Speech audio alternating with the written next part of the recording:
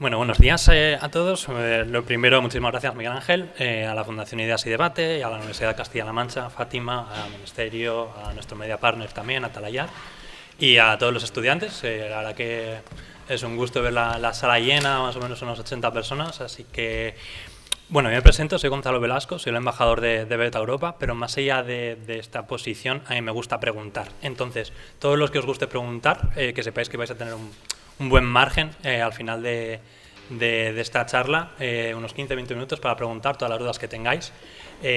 Contamos además tanto con Lucas, que es el director en funciones de la Comisión Europea aquí en España, y también con Eduardo, que él es el director adjunto, ¿puede ser? Es el director adjunto de la división de la Secretaría para la Unión Europea, del Ministerio de Asuntos Exteriores. Entonces, aprovecharnos. Brevemente, soy embajador, como estaba diciendo, de Beta Europa. Beta Europa es una asociación europeísta, que estamos en 17 países, una asociación federada, que lo que hacemos principalmente es hacer una simulación de la Unión Europea, un poco simular lo que es el proceso legislativo entre la Comisión, el Consejo de la Unión Europea, que es el de los ministros, ¿no? el de los jefes de Estado, y el Parlamento, para acercar lo que es la propia Unión Europea a estudiantes de entre 18 y 30 años, no solamente universitarios, sino también de formación profesional o personas en general. Entonces, hablamos en conferencias, como en este caso, sobre los valores o temas, y os invitaría después, si tenéis más dudas o intereses o queréis ello, me podéis preguntar en cualquier programa. El tema que nos ocupa es la autonomía estratégica, y en esta primera charla vamos a hablar de la propia autonomía estratégica, pero de qué es este concepto de autonomía estratégica, de dónde ha salido, cómo se ve desde las propias instituciones, tanto de un país como es España, un Estado miembro, o de la Comisión Europea, pero también qué significa una autonomía estratégica. Al final, qué actor internacional geopolítico quiere ser la Unión Europea, en qué mundo quiere estar para poder estar ahí, cómo debemos estar. Esta utilización del Smart Power, el Soft Power a nivel de valores y nivel de democracia está muy bien y es uno de nuestros valores más fuertes, pero también hay que acompañarlo con un poco de Hard Power, el tema tanto económico como militar. Entonces, como esta confluencia de Smart Power nos daría una preponderancia, o por lo menos un papel relevante, importante en este mundo que encima está cambiando. Como siempre hay etapas, placas tectónicas que se mueven y interchocan, y más un día como hoy, o digamos estos últimos años. Entonces, ¿cuál es el papel que la Unión Europea quiere jugar ahí? Desde una manera práctica, sin ser hipócrita, y tanto en las buenas y en las malas, que eso es a veces complicado de defender, pero defendiendo los valores tanto en época de bonanza como en época de crisis, o en época de tanto crisis económica, crisis sanitaria, como militar, o de valores. E igualmente, ¿cuál es este concepto de autonomía estratégica? No solamente nos referimos a defensa, sino también, por ejemplo, a nivel agrícola. ¿Compensa la ampliación de la Unión Europea hacia el este? Quizá compensaría si entendemos que Ucrania tiene casi el 50% del comercio de grano, entre otras cosas. Entonces, agrícola, sanitario, como justamente Miguel apuntaba antes, pero también industrial. Necesitamos mucha relocación de industria que, pues, a lo mejor desde hace 20 años, por el tema económico internacional, estuvimos deslocalizando de la Unión Europea, entendiendo que era mejor subarrendarlo en otros países, pero ahora nos hemos dado cuenta que a nivel energético, por ejemplo, en el caso de la guerra de Ucrania y Rusia, a lo mejor sería bueno la parte de energías renovables, la parte solar, estos temas y muchos más. Entonces, para no enrollarnos mucho más, vamos a empezar contigo, Eduardo, si te parece.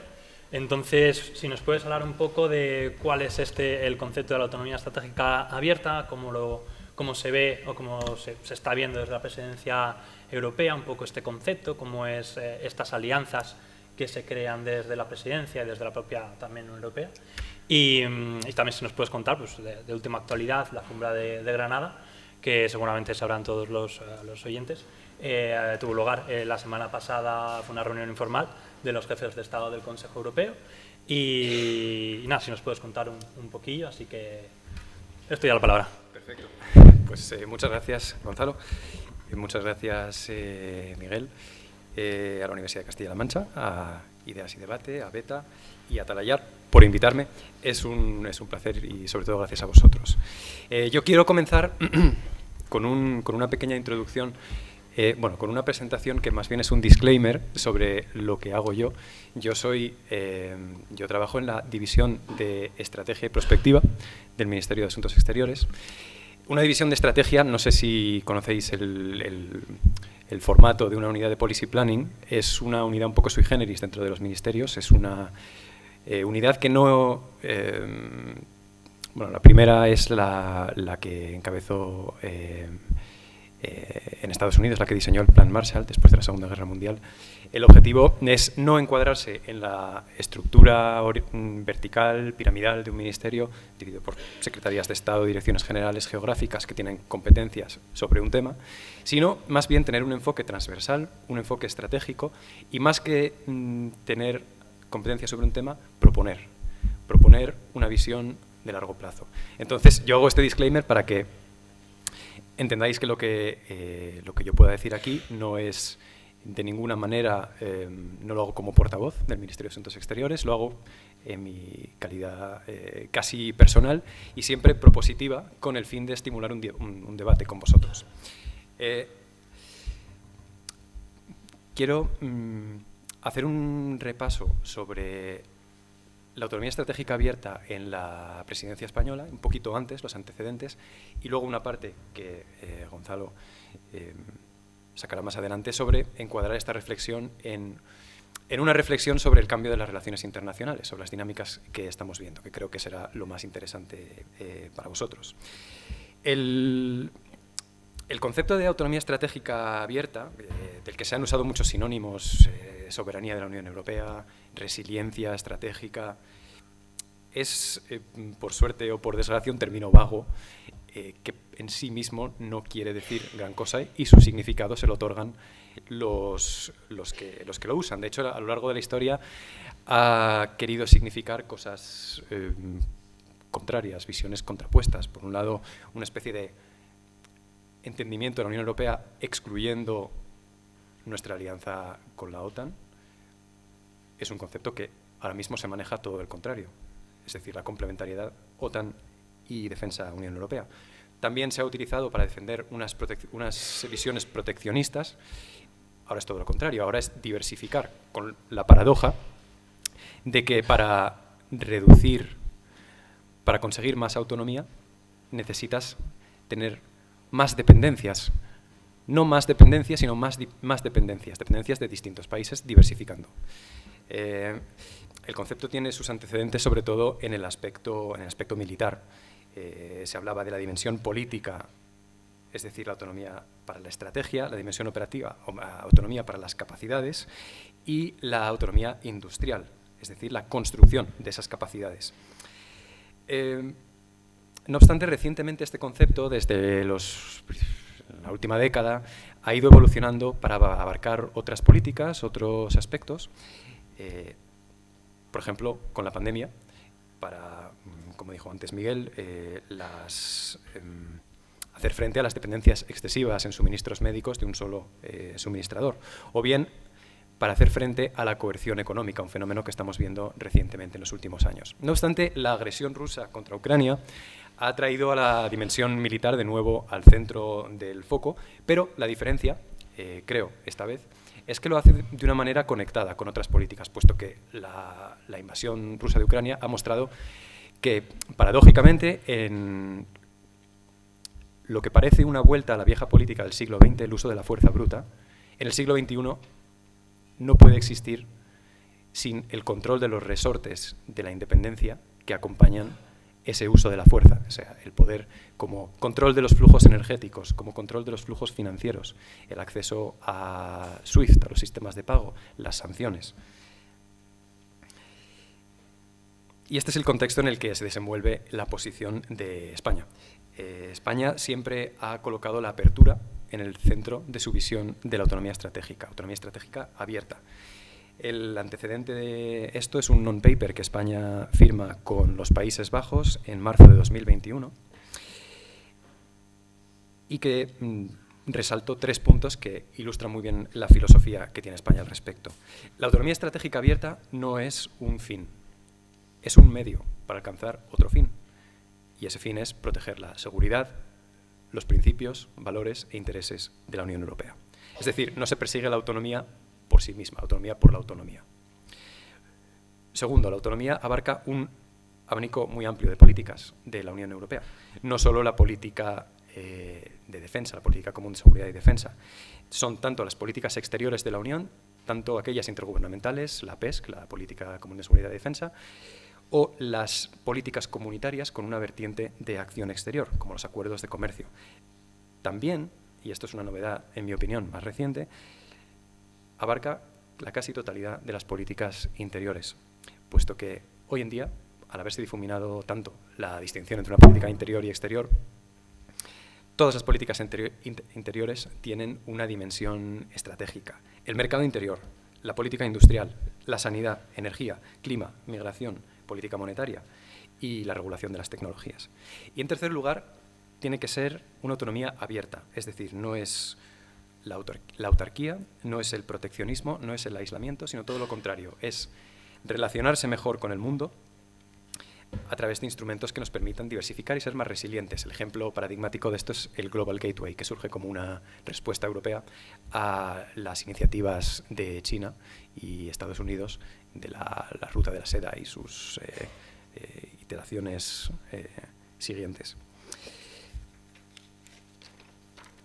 En cuanto al papel de la autonomía estratégica en la presidencia, rápidamente mencionó el programa de la presidencia, que tiene que una de sus 4 prioridades es la autonomía estratégica abierta, es reindustrializar Europa y garantizar su autonomía estratégica. Y aquí veis el vínculo que se hace explícitamente entre la autonomía estratégica y la competitividad económica. Es un vínculo cada vez más explícito, darle a este carácter de seguridad económica. En segundo lugar, mencionaría el documento Resilient EU 2030.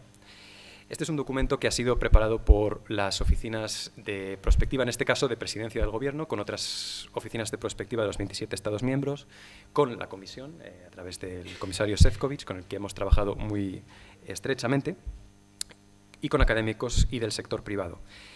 Ha sido un proceso para mapear las vulnerabilidades estratégicas de la Unión Europea y se han identificado fundamentalmente una serie de dependencias que tienen que ver con que la transición ecológica, si bien está reduciendo y nos va a permitir reducir nuestras dependencias clásicas de las energías fósiles, el petróleo, el gas, a su vez puede crear otras nuevas dependencias, resultado de las nuevas materias primas que son necesarias para las tecnologías renovables y de las propias tecnologías en sí, las tecnologías facilitadoras esenciales, dispositivos digitales, también computación cuántica, materias primas como litio, boro, tierras raras y materiales de sanidad.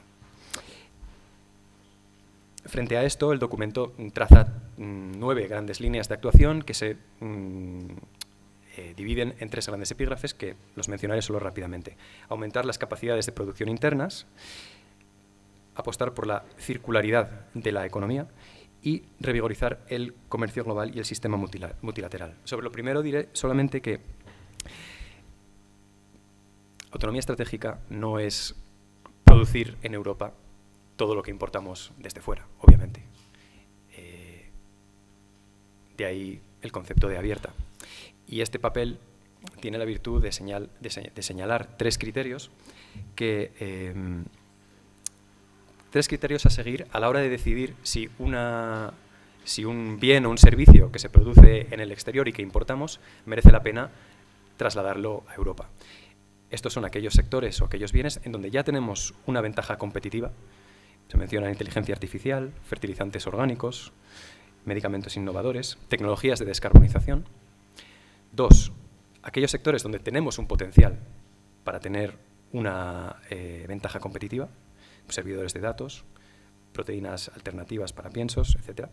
Y aquellos donde, evidentemente, aunque no tengamos una ventaja, tenemos una necesidad de producir en casa lo que necesitamos. Las reservas estratégicas.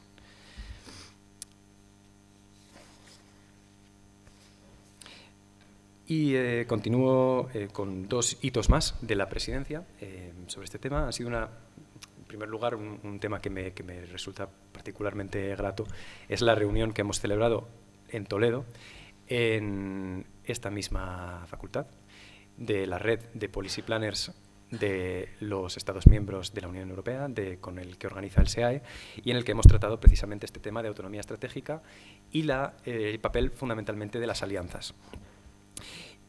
Y de ello saco la conclusión, que seguro que sacaremos más adelante, que para entender bien la autonomía estratégica no hay que pensar, no se trata de ser necesariamente más autónomos, sino más estratégicos. No buscar la autonomía por la autonomía, sino intentar encontrar un equilibrio entre autonomía, dependencia y colaboración que sirva unos fines estratégicos.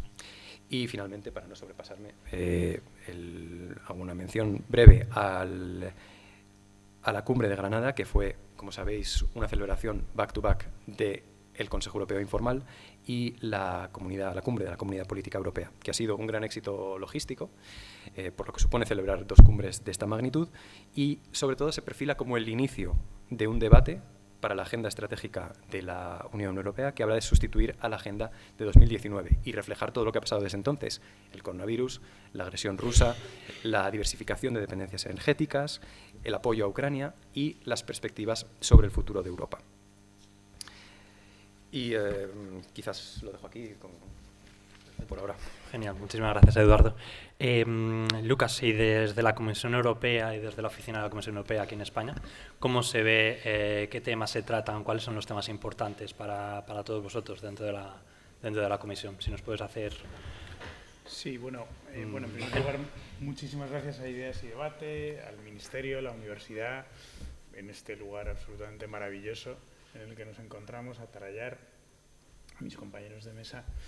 El tema de la autonomía estratégica, como todas las cuestiones conceptuales, al final acaba siendo un concepto muy manoseado y al final yo creo que en ocasiones se pierde el foco sobre lo que realmente estamos hablando. La exposición que acabamos de escuchar ha sido magnífica, con lo cual me va a liberar a mí de hacer algunas consideraciones sobre cuestiones concretas, pero sí que me gustaría decir 2 cuestiones preliminares. En primer lugar, que el tema de la autonomía estratégica es un concepto que surge de la Comisión Geopolítica. Es decir, la Comisión en el año 2019 comparece ante los ciudadanos y ante el Parlamento Europeo como una comisión geopolítica. Y la gente se preguntaba en aquel momento qué es esto de la Comisión Geopolítica. Bueno, pues la Comisión Geopolítica no es ni más ni menos que el posicionamiento de Europa en un entorno geopolítico y en un entorno donde hay fuerzas en el ámbito internacional que, lógicamente, velan por sus intereses, como no puede ser de otra manera. Y en el caso de Europa, lo que decimos es, nosotros también tenemos que velar por los intereses de los ciudadanos europeos en el escenario internacional. Eso por un lado. Por otro lado, esto puede sonar obvio, como es lógico. La autonomía estratégica es un concepto también de largo plazo. Es decir, no es una construcción que tenga que ver con las políticas concretas del día a día a las que nos enfrentamos, sino que tiene que ver también con una concepción estratégica, como decía mi compañero de mesa, y que tiene que ver con la visión que tenemos de aquí en adelante para los próximos 20, 30, 40, 50 años. Ahí, eso, digamos, es un concepto general, pero que luego se concreta en acciones políticas y en acciones legislativas muy específicas y que tienen que ver, en mi opinión, con 4 áreas fundamentales. En primer lugar, tiene que ver con el concepto que tenemos en Europa de las transiciones ecológica y digital, es decir, con las acciones que llevamos a cabo en estos terrenos y que tienen que ver con el fortalecimiento de Europa como actor en el ámbito digital, para empezar. En segundo lugar, tiene que ver también con el papel que tiene Europa en la transición ecológica, es decir, en las acciones políticas y legislativas que tienen que ver con la transición ecológica y con el Pacto Verde, que para nosotros es la gran prioridad de esta legislatura. En tercer lugar, tiene que ver con las acciones que tenemos en materia de defensa y seguridad, también lo hemos hablado, lo ha comentado mi compañero de mesa, y que tiene que ver con pues cómo desarrollamos nuestras acciones en defensa y seguridad, no para invertir más, sino para invertir mejor y para coordinarnos mejor entre los Estados miembros. Y por último, y a eso me referiría ahora también, tiene que ver con nuestra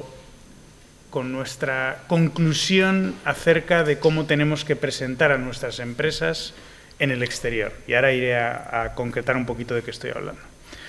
Respecto de la primera parte, que son las transiciones verde y digital, evidentemente estamos ante dos polos muy fuertes, como son China y Estados Unidos, y Europa tiene que saber qué quiere ser de mayor en este sentido. Y ahí lo que hemos hecho es presentar a través de nuestro comisario, del comisario Thierry Breton, el comisario de Mercado Interior, pues una serie de iniciativas que tienen que ver con lo que llamamos nosotros el plan industrial del Pacto Verde, y que tiene que ver con, bueno, pues la respuesta que también damos a el IRA, la iniciativa de Estados Unidos, para invertir ingentes cantidades de fondos en tecnologías verdes y en tecnologías punteras en este ámbito, ¿no? Ahí lo que hemos hecho es plantear un marco regulador, el que se está discutiendo ahora mismo, una legislación que tiene que ver con las tecnologías verdes, pero también un debate importante que no está resuelto todavía y que tiene que ver con el posicionamiento de nuestras empresas en el exterior y cómo vemos el debate que hay que es un debate que no está resuelto y que viene de muy atrás, que tiene que ver con cómo articulamos las ayudas de Estado. Es decir, cómo articulamos las ayudas de Estado y cómo articulamos el papel de la competencia en el mercado interior.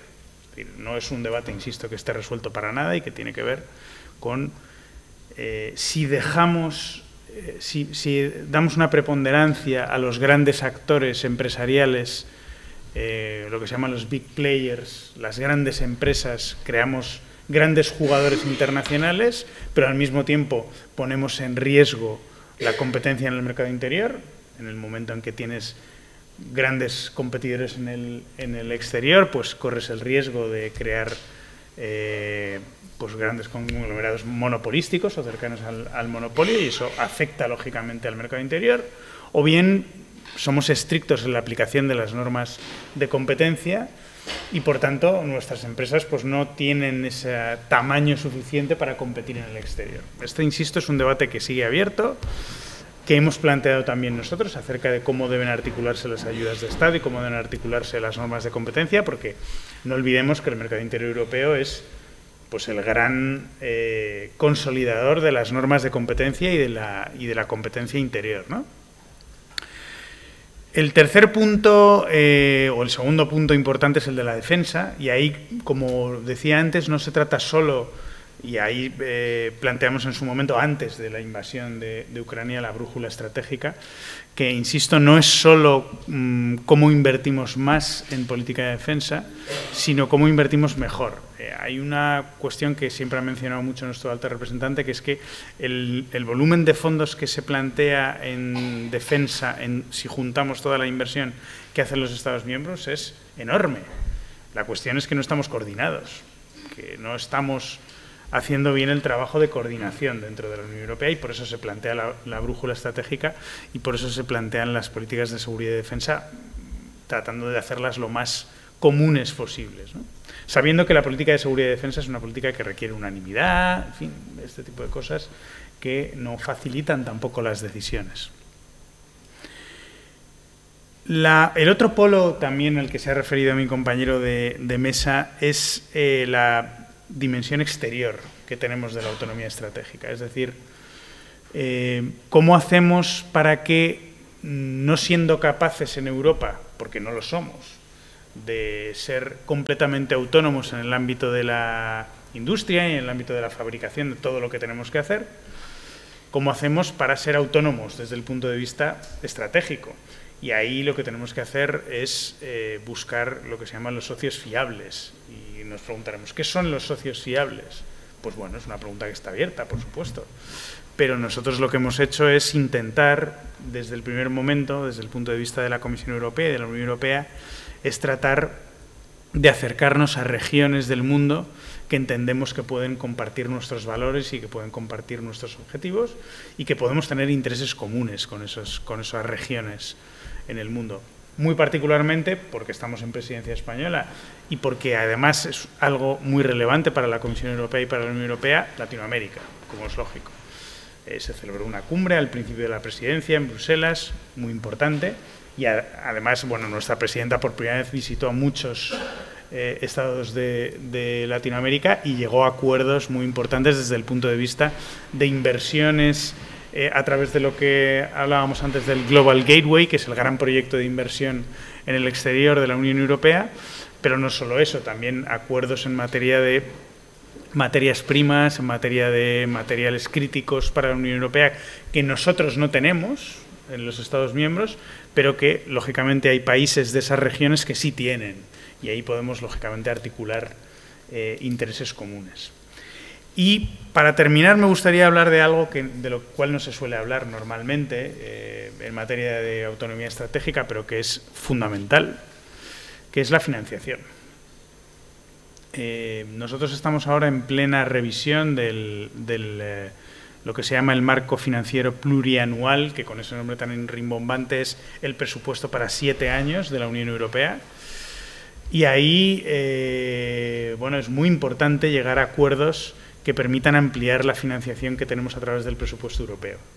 ¿Por qué? Porque los Estados miembros pueden llegar hasta donde pueden llegar a través de la financiación de sus propios programas, pero no es la misma la capacidad que tienen determinados Estados miembros y que tienen otros que tienen menos espacio fiscal y que tienen menor capacidad para hacer inversiones. Lo que necesitamos ahora son precisamente inversiones, si queremos ser autónomos desde el punto de vista estratégico. Ayer mismo se llegó a un acuerdo final sobre la directiva de renovables. Lo que se quiere a través de esta directiva es pasar del 22% más o menos que estamos ahora mismo en inversión en renovables al 40 y pico % de aquí al año 2030. Eso requiere un nivel de inversión muy potente. Bueno, esas inversiones tienen que salir de algún lado. Y repito, hay Estados miembros que tienen mayor capacidad para invertir, hay otros que menos, y estamos en una tesitura de inflación alta, tipos de interés alto, que hacen que, lógicamente, los presupuestos nacionales, no solo los presupuestos nacionales, pero muy particularmente los presupuestos nacionales vayan a tener que hacer una revisión desde el punto de vista de la contención del gasto y de la inversión en algunas áreas. Y eso lo que va a exigir es que el presupuesto europeo tenga determinados parámetros que permitan complementar los problemas que pueden tener algunos Estados miembros para invertir. Estamos en ese análisis. Sabemos que tenemos los Next Generation EU, pero que son un one-off, como se suele decir, y tenemos que ver cómo nutrir el presupuesto europeo para ser capaces de afrontar esas inversiones que son tan necesarias desde el punto de vista de la autonomía estratégica.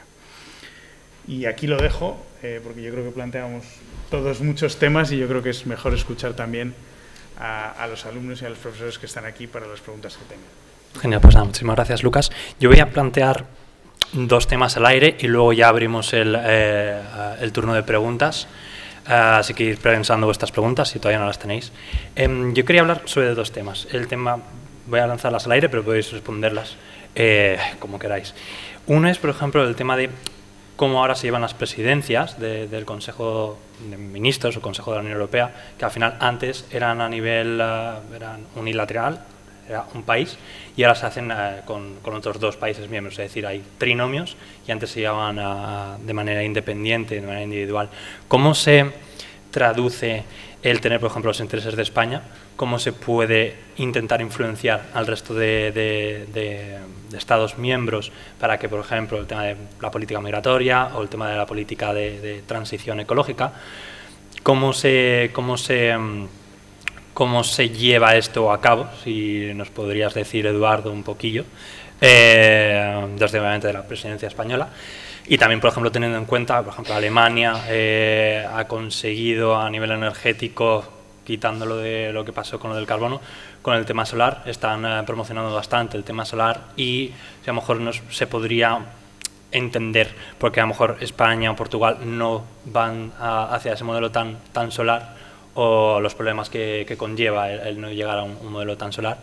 Y luego, Lucas, con respecto a la comisión, como justamente comentabas, el tema de nuestros valores y también el tema de ser efectivos, ¿cómo se ve? Ya sé cuál es la posición actual, pero ¿cómo lo ves tú el tema de ir hacia este modelo de mayoría cualificada? Por ejemplo, con el tema de políticas de política exterior, política de defensa, como lo que dice el alto representante, Josep Borrell, no ir hacia un ejército europeo, sino ir hacia estos ejércitos europeos, es decir, esa coordinación entre los 27 ejércitos europeos para que si en España estamos invirtiendo en temas de armadas, Austria no tenga que obviamente invertir en ese tema, cómo nos podemos coordinar, por ejemplo, el tema de materiales de carros de combate, o aviones y demás. Es decir, esta coordinación, y no solamente en defensa, sino también, como vimos a nivel sanitario con el COVID, nos pudimos coordinar, aprendimos de estos errores pasados, cómo nos podríamos coordinar a futuro. Entonces, estas son dos primeras preguntas que lanzo al aire. Responderlas, si queréis, seguimos el orden. Primero tú, Eduardo, y luego Lucas, y luego ya abrimos el turno de preguntas al resto. Vale, pues sobre el funcionamiento de las presidencias, bueno, es una institución que ha ido sufriendo unos cambios en las últimas décadas, a medida que han cambiado los tratados, se ha ido desarrollando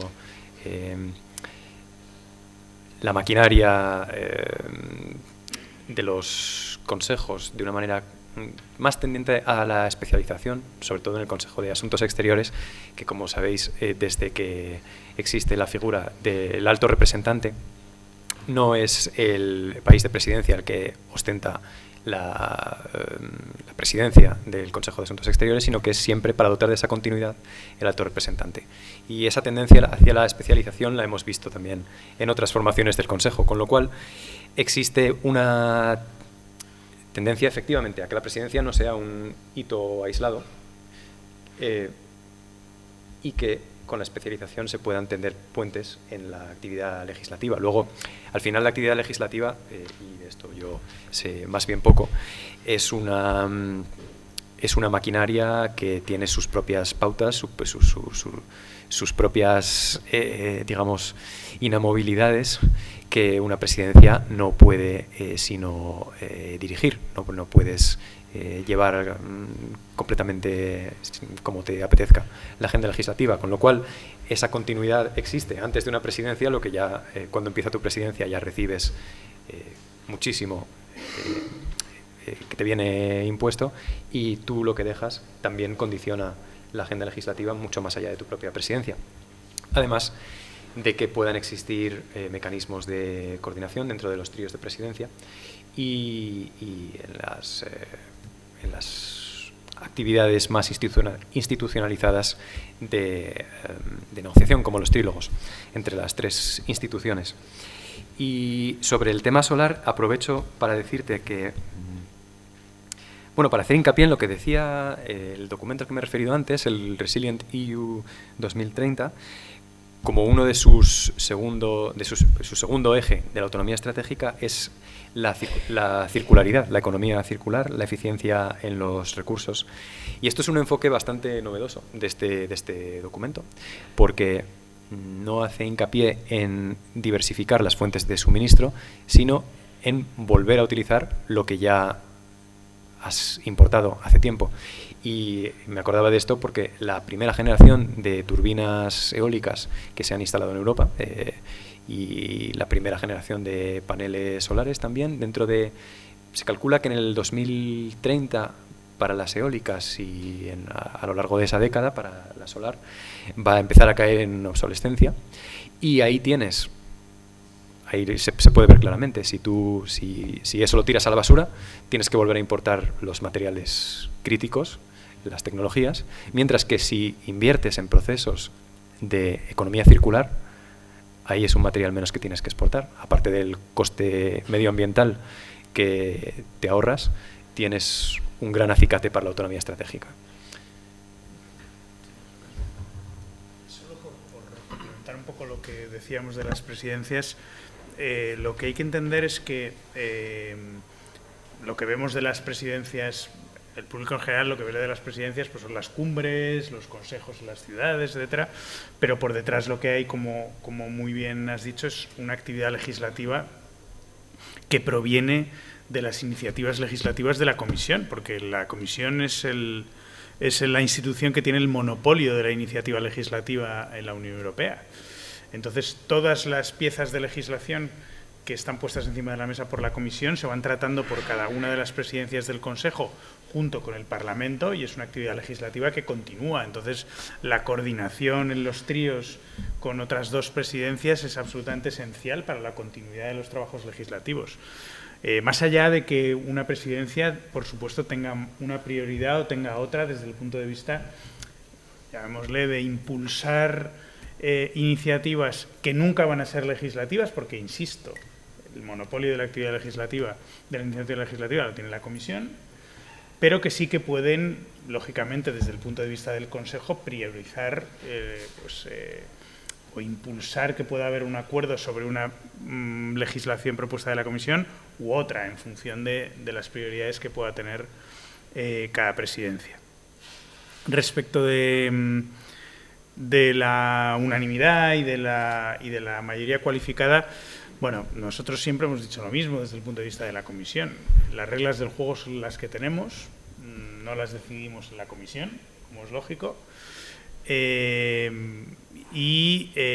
Por supuesto, hay debate sobre si se debe acabar con la regla de la unanimidad, y especialmente si hay ampliación a otros Estados miembros, porque, lógicamente, aunque es difícil ya acordar con 27 Estados miembros, pues acordar con 30 o 35 todavía más.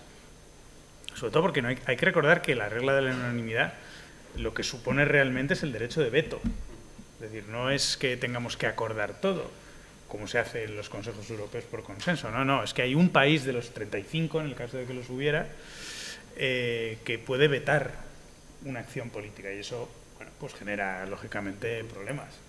Pero también hay que decir, y lo decía ayer en otro evento, que si bien esto es así, es clarísimo, durante esta etapa en la que hemos tenido que lidiar con el tema de Ucrania, donde el alto representante ha tenido que buscar siempre el acuerdo de los 27 Estados miembros, pues Europa ha funcionado bien y ha funcionado de manera ágil, a pesar de la regla de la unanimidad.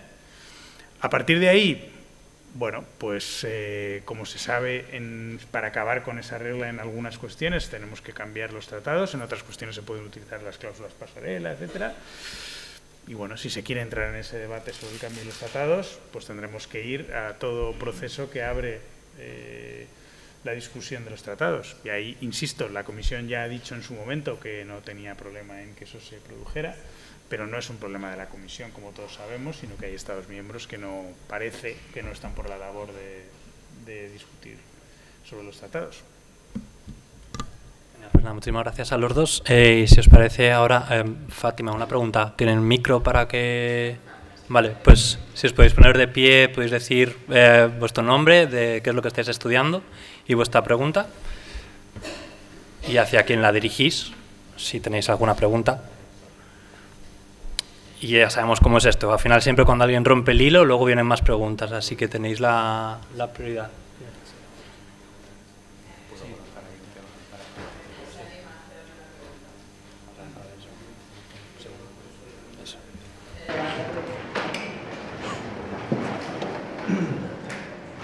Buenos días. Yo soy Gorka, tengo tercer año de Derecho, profesora de SEMA, y yo quería seguir la línea de la mayoría cualificada, porque en líneas generales, pues entiendo que no hay con la regla de juego con la que trabaja, pero ¿cuál es su opinión personal? ¿Que debería, o se debe de aplicar solo en algunos temas o en otros no? Por ejemplo, en el tema de defensa, ¿usted cree que haya una regla de unanimidad y que pueda ser el derecho de veto?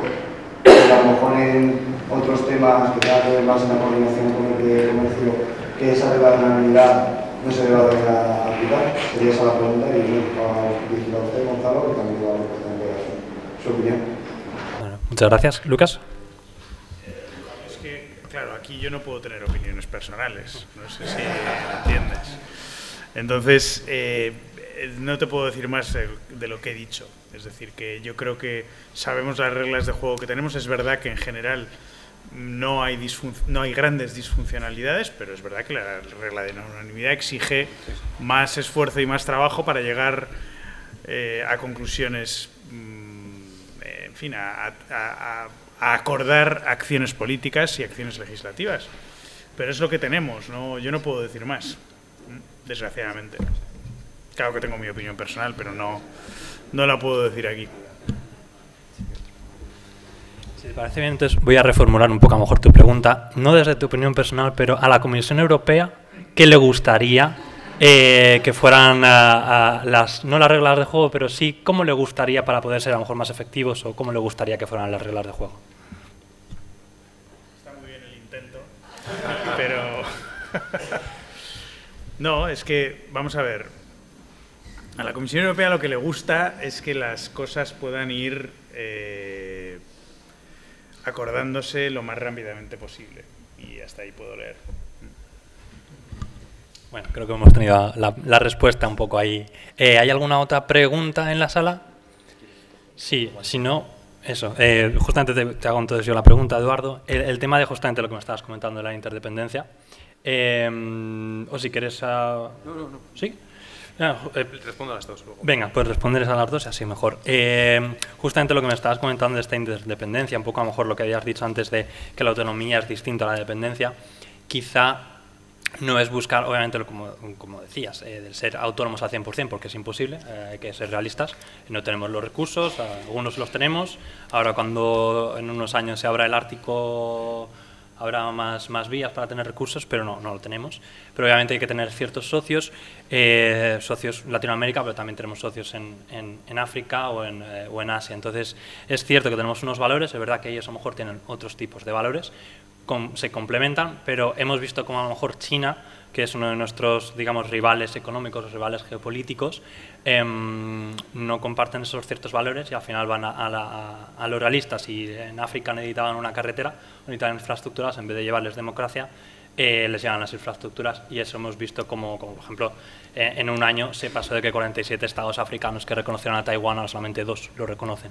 Entonces, dentro de esta interdependencia entre los propios países europeos, que se puede ir hacia una autonomía mayor, ¿cómo se ve? Y luego también, si puedes recoger el guante de la pregunta, pues te lo agradeceríamos. Sí.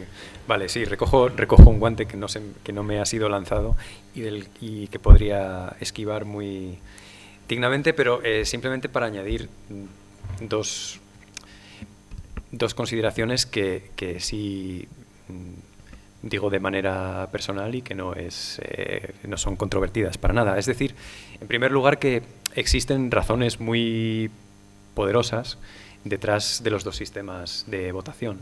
Y esto lo aplico a la Unión Europea y a cualquier otro sistema de votaciones. O sea, en abstracto, tanto la unanimidad como algún tipo de votación por mayoría tienen sus razones a favor, tienen sus razones en contra. No hay que demonizar ninguna de las dos, puesto que al fin y al cabo, que funcione o no funcione el sistema no tiene que ver con el cómputo de la mayoría en sí, sino todo, ¿no? La cultura política, la experiencia histórica, la voluntad constructiva de los actores. Y entonces eso se ve especialmente en la Unión Europea, donde siempre el ingrediente esencial ha sido el consenso, ha sido la búsqueda de consensos. Y esos consensos han sido posibles en votaciones por unanimidad, en votaciones por mayoría, y hay argumentos. Se puede decir que evidentemente la mayoría cualificada propicia la búsqueda de consensos, porque te puedes quedar en minoría y entonces no aportas nada. La unanimidad también, a su manera, propicia el consenso, porque tienes que meter a todo el mundo en el barco y tienes que dialogar, razonar, atender a razones. Y la otra apreciación que hago sobre esto es que tampoco es una dicotomía nítida, mayoría cualificada, unanimidad, sino que en los propios tratados existen muchos instrumentos, ya os he mencionado las cláusulas pasarela, que permiten tomar decisiones, ámbitos donde normalmente rige la unanimidad, tomar decisiones por mayoría cualificada en determinadas circunstancias, hacer un paso permanente a mayoría cualificada, un paso circunstancial, mayoría cualificada, y eso está previsto ya en los tratados. Y concluyo esto con la cita clásica de Rousseau, que toda votación por mayoría presupone una votación por unanimidad anterior. En algún momento, cuando se escriben los tratados, ha habido unanimidad. Y esa unanimidad es de la que emanan las reglas, las distintas reglas de las mayorías. Entonces, traigo esta colación para ver que detrás de los números lo que hay es una cultura política, una cultura de ponerse de acuerdo. Y sobre el tema de los valores, esto conecta con una reflexión que os quiero lanzar para ver si alguno, para preguntaros más bien a vosotros qué significa, si la búsqueda de la autonomía estratégica, que todos sabemos que es una respuesta a una coyuntura geopolítica distinta a la que vio nacer a las comunidades europeas. Vivimos en un mundo más geopolítico, un mundo donde la Unión es un herbívoro en un mundo de carnívoros. La Unión tiene que empezar a pensar con el lenguaje del poder, como dice el alto representante. Claramente eso está ahí, pero eso significa que tenemos que seguir el mismo camino que una superpotencia clásica. Porque la Unión claramente ha sido otra cosa. No se puede prejuzgar que no vaya a evolucionar en el mismo camino que las superpotencias clásicas, unas dinámicas centralizantes, centralizarse en el interior para proyectar poder hacia el exterior, o bien si su naturaleza constitucional distinta, que es una unión, un club de Estados miembros que funciona a través del consenso, que tiene instituciones de naturaleza consociativa, es decir, es como si el gobierno de España no estuviera presidido por un presidente, sino que fuera una reunión de los presidentes de las comunidades autónomas, es decir, una reunión de las partes integrantes del todo. Y esto lo quiero conectar con una apreciación, una opinión sobre la evolución del mundo, que es discutible, por supuesto, y es esa evolución hacia la interdependencia, hacia, por usar la palabra fea anglosajona, la weaponization, la instrumentalización de las interdependencias, y como hemos visto antes, para proyectar poder en ese contexto lo que necesitas no es tanto la fuerza bruta, sino la capacidad de coordinar muchas políticas, de aprovechar todas las bazas que tienes. Y en ese sentido yo os pregunto, ¿cuál es el camino de la Unión Europea? ¿No tenemos una ventaja consustancial por nuestra propia estructura, por nuestra propia cultura de búsqueda de consensos, por nuestra naturaleza, que no es cerrarnos hacia el interior para proyectarnos hacia el exterior, sino que siempre ha sido, ya os acordáis de clases seguramente del esquema de las banderitas con todas las instituciones de la Unión Europea, que son como círculos secantes, ¿no? Pues no son solo los 27, son la política de vecindad, es la Comunidad Política Europea reciente, por ejemplo, el Espacio Económico Europeo, son una red de conexiones con el exterior, que difumina esa barrera entre los 27 y el mundo que está ahí fuera, la jungla. Entonces, eso os lanzo y a ver si... ¿Alguna persona valiente que quiera responder a la pregunta? Sí, claro, adelante. Bueno, mi nombre es Eva Nieto y quisiera felicitar a su profesora de la universidad. Quisiera felicitar a los coordinadores, a José Patricia Guadalilla, a Juan Luis Manfredi y bueno, y sobre todo por la celebración de esta jornada y estas jornadas, este ciclo de jornadas sobre la presidencia española, y por supuesto a los ponentes que han intervenido, ¿no? A los intervenidos y al moderador.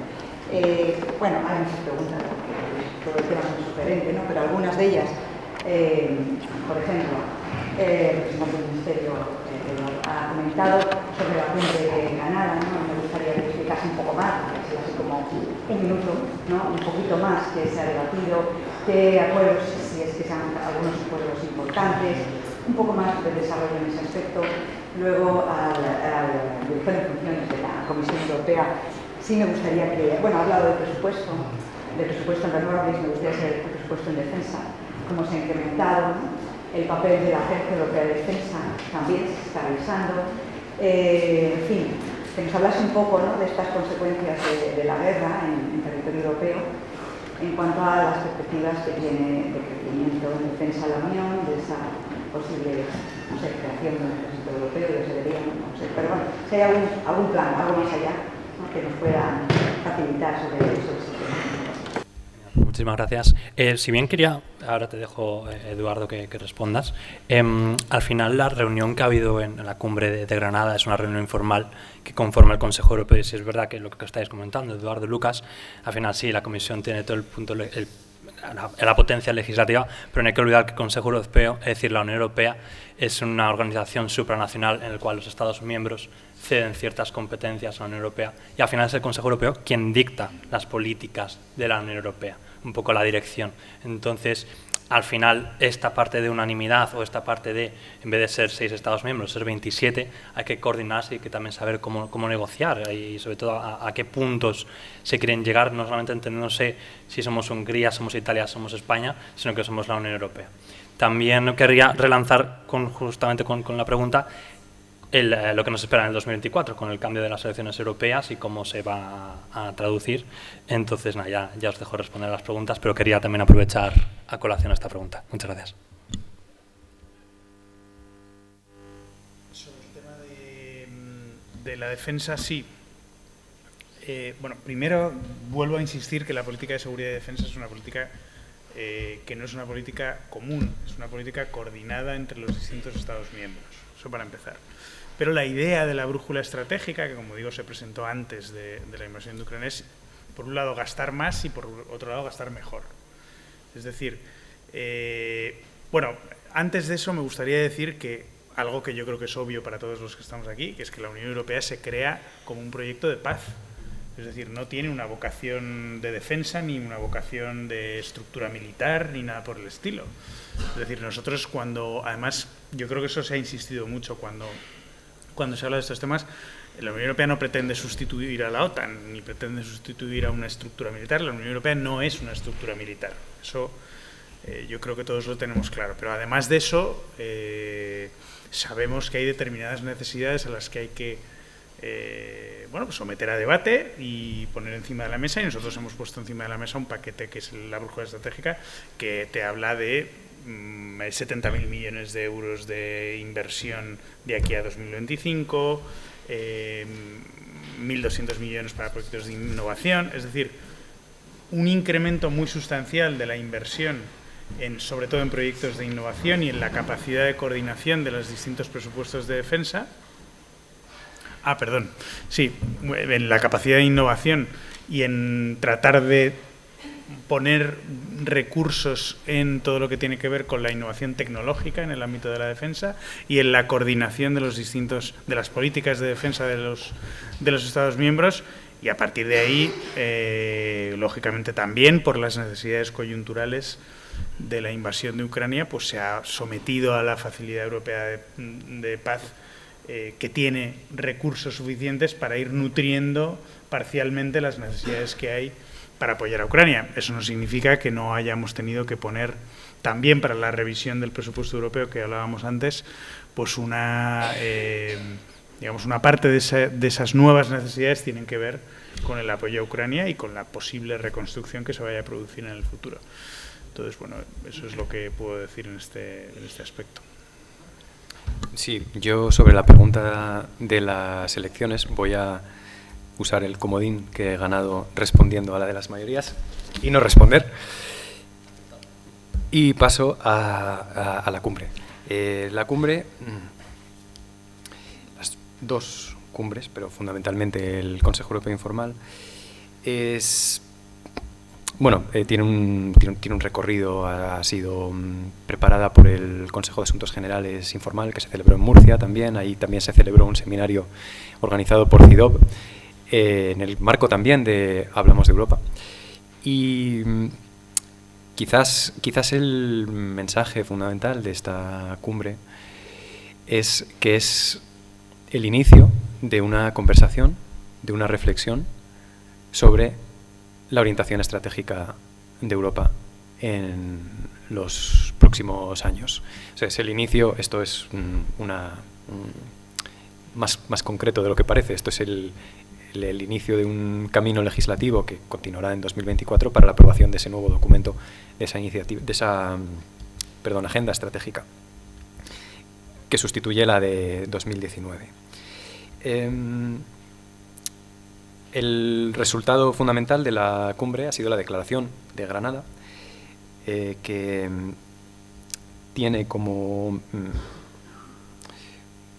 se fija como objetivo plasmar en este debate los esfuerzos que ha llevado la Unión Europea en los últimos años desde la Declaración de Versalles sobre autonomía estratégica, que ha sido el hacer frente al chantaje energético con el plan REPowerEU, la asunción de una mayor responsabilidad en nuestra propia defensa, el apoyo a Ucrania, los compromisos que hemos tenido y la afirmación del futuro europeo para los nuevos estados candidatos y con perspectivas europeas.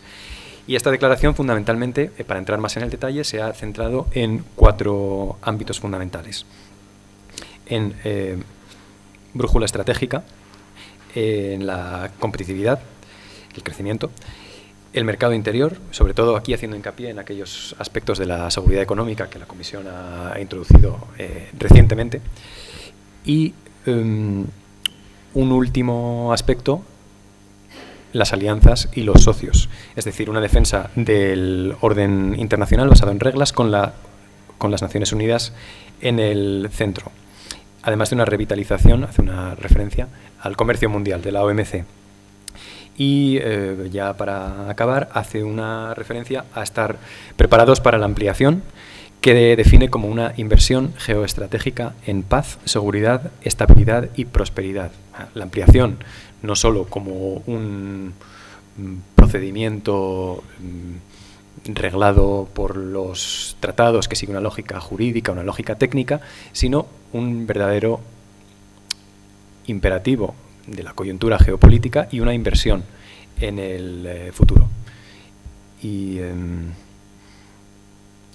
no sé si tenía pendiente también algo de valores. Vale. Sí, tenemos una pregunta. Vamos a dejar paso a 2 preguntas más.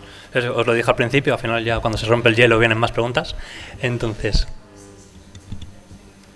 A ver, quería hacer un comentario y una pregunta. Bueno, soy Ana Barreira, directora del Instituto Internacional de Derecho y Medio Ambiente. El comentario es con respecto a eso que se ha dicho, que vamos hacia la interdependencia. Yo discrepo porque no vamos hacia la interdependencia, es que somos interdependientes. O sea, la realidad física de este planeta, necesitamos los recursos naturales, la atmósfera, la biosfera, la hidrosfera, es única, es para todos. El problema es que tenemos fronteras trazadas que no respetan esto, no lo han trazado, y tenemos un concepto que es el de la soberanía de los estados, que sobre todo desde el punto de vista político, que no desde el punto de vista del derecho internacional, se entiende como que da toda la libertad para los estados para explotar los recursos naturales de la forma que deseen, ¿no? Y por eso tenemos, o sea, lo que está pasando hoy es consecuencia de decisiones, y también venimos de un lugar, no es que pasen de repente de las situaciones. Entonces yo creo que la interdependencia es una realidad física y no vamos hacia ella, sino que estamos en ella y siempre hemos estado ahí, pero la hemos